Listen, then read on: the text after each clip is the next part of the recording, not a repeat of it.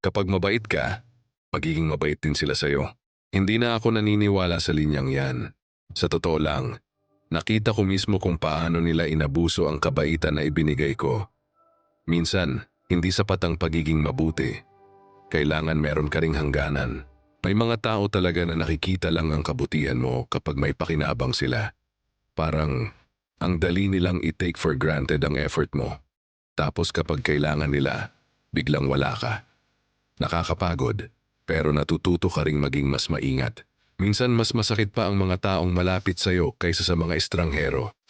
Kasi inaasahan mo na marunong silang magpasalamat o mag-alala sa'yo. Kapag wala, natututo kang wag masyadong umasa sa iba. Pero kahit ganon, hindi ibig sabihin na kailangan mong maging malamig sa lahat. Ang importante, alam mo kung sino lang ang karapat-dapat sa tiwala mo.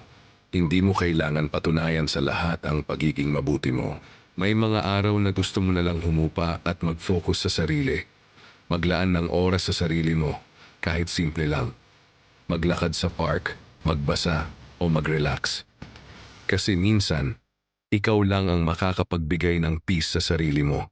Sa huli, ang kabaitan mo ay para sa'yo, hindi para sa kanila.